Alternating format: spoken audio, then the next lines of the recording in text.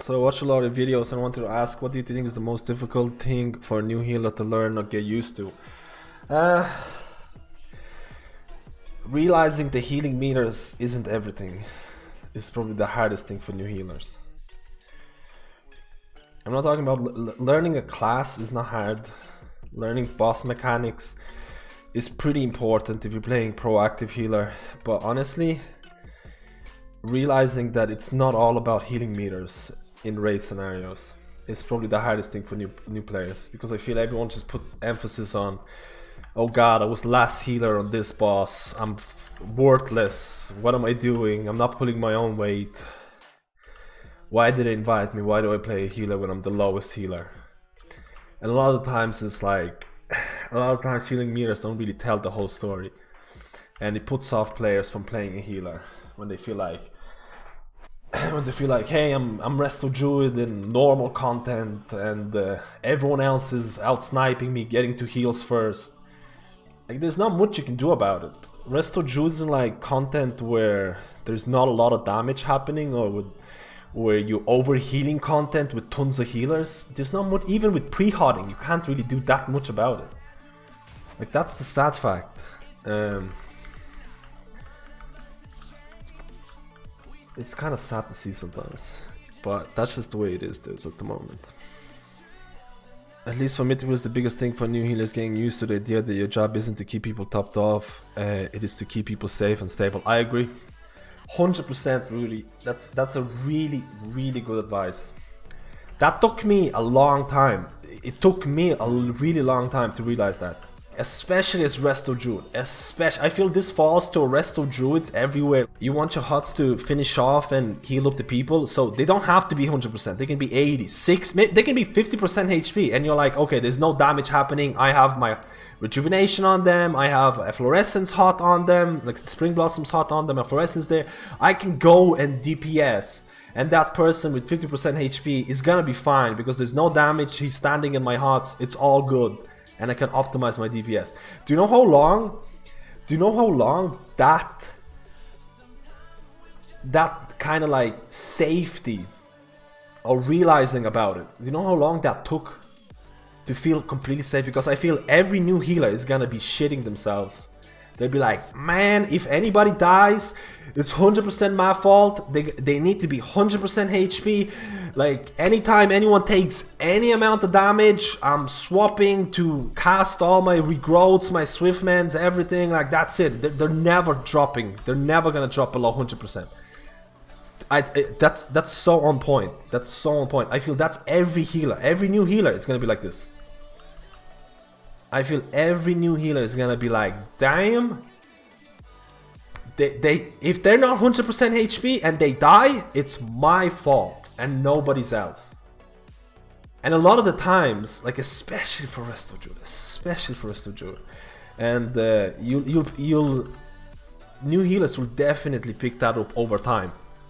They'll definitely pick that up over time. They'll be like, hey, especially if you're running with a guild group, if you're running with the same group over and over again, you'd be like, okay, I trust this guy is not gonna step into too bad stuff, he has tons of HUTs on them, I can go and DPS safely. Or like, if you're playing with a good blood DK, or blood DK that you're used to playing with, it's like, okay, that person just dropped 20%, 30% HP, but I know they're gonna get 100% with the next death strike, they're usually pretty safe and stuff like that, the pull is not too bad, my scenario ward on them is going to be more than enough to keep them safe.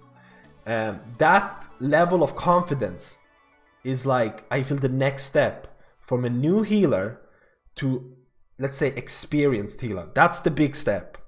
You also need to reach another step in Mythic Plus where you should no longer view yourself as a healer, but also as someone who's going to provide damage, is going to help out with utility things like interrupt, stuns, like all of these kind of things. So the next step is like, okay, I feel comfortable with my healing, I don't need to top everyone up by 100% HP, that's all good.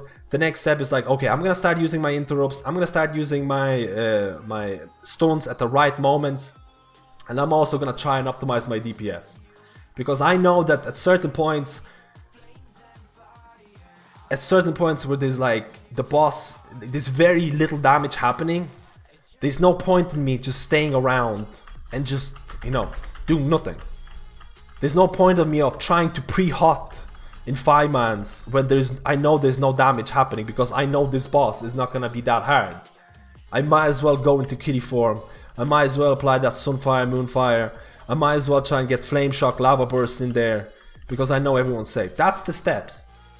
A new healer 100% is going to be like, everyone needs to be 100% HP.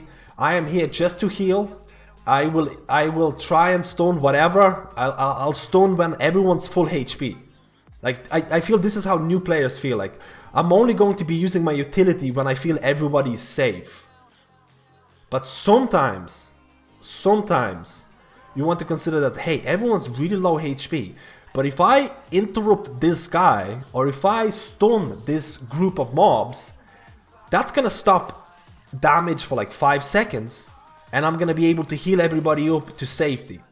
But I feel a lot of players might not know that the damage, like, you know, the next interrupt is going to be huge damage. So the healers will be like, oh, I need to get them 100% HP. Everyone's 100% HP, and then they stun the mob, which is probably dead or might not even be casting anything.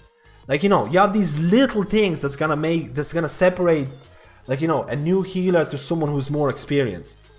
These little things, they might be very subtle, but there's very subtle things that make a healer from average to good. And those are the things that you're gonna practice. But I feel that's a very good point about the over healing, or being too scared about, you know, making sure that everyone's 100% HP. That's a really good point, because I feel a lot of people fall into that. Like, a lot of people. I was like that for the longest time, man. For the longest time, until I realized, like, hey, okay, this guy is 60% HP. I have my hots on them, and then they step into some really bad stuff. They step into bad stuff, like completely oblivious, and they die. Is it my fault? Is it my fault for trying? Is it my fault for giving them the benefit of the doubt? In a book scenario, probably is, though. In a book scenario, probably is, man. Sometimes you're just gonna get these groups, man. Sometimes you're just gonna get these groups that are just gonna constantly be taking unnecessary damage and making you heal all the time. Sometimes that's gonna happen. Not every group is gonna be perfect. So that's why I always recommend people to either run in groups with people they trust, guild groups, or like sometimes even like, you know, Reddit.io can be a decent indication sometimes. I'm not saying it's perfect, but it can serve its purpose. There is a completely different mentality as a healer when you progress in content versus farm content. When you progress content, like healing meters, all of that, you can almost delete that.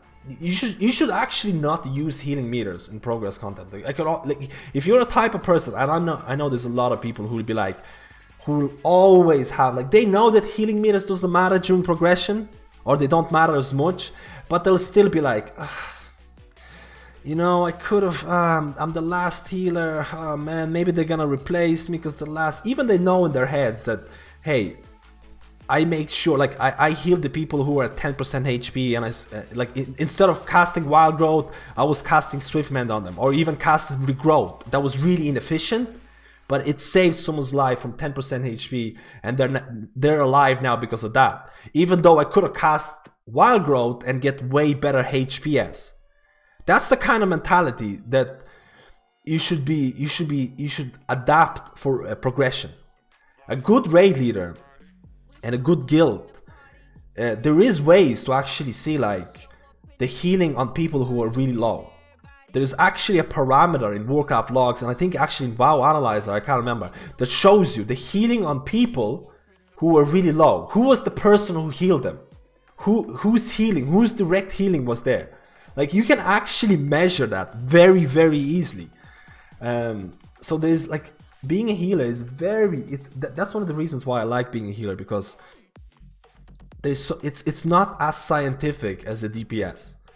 It's not as scientific. As a DPS, you have your priority for single target, you have a priority for two target, for multi-target cleave, for like priority targets. Like, being a good DPS is more about, like, you know, focusing on priority targets and killing them faster, or like, you know which mob needs to die first, or optimizing your cooldowns. For a healer, it can be like, a lot of the times it's split-second decisions.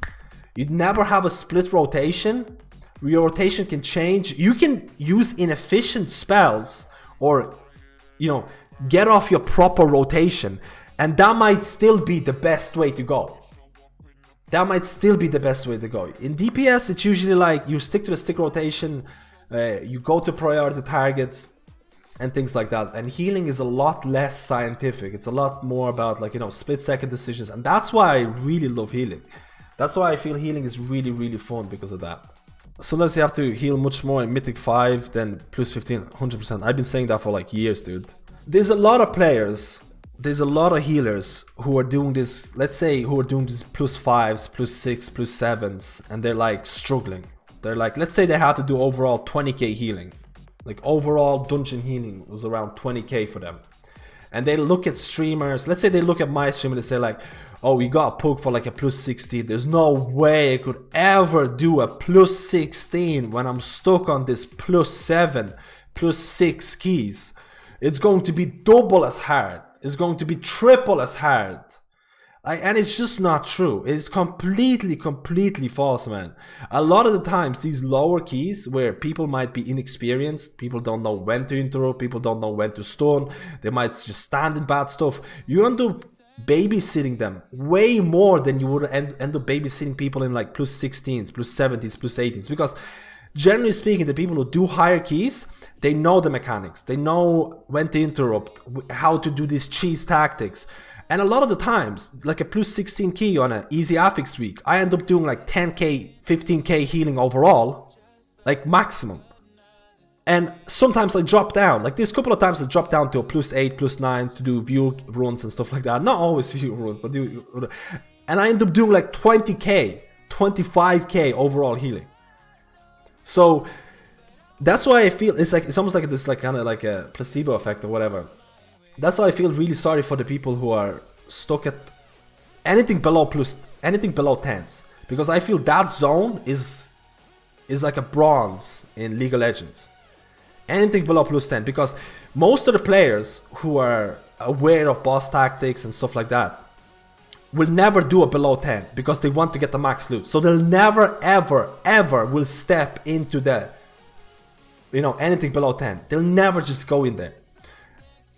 And the people who are in those, you know, lower keys, they might be fully capable of doing higher keys. They might be very good players, but they might be lacking some knowledge of the boss fights and things like that. But they might, like, there's plenty of people who will be like, I'm ready to push higher keys, but they can't get out of it because the higher keys, or the players in the higher keys, they need IO score. So it's like you're stuck in this rat race that is really hard to get out. And the only way I feel to get out is either to push your own keys, is either to run it with guildmates, with people that you trust. Run with your guild, with similar skilled players, and learn the boss fights, learn the dungeons at your own speed. So I advise people to join groups and learn at their own speed and get better as a group.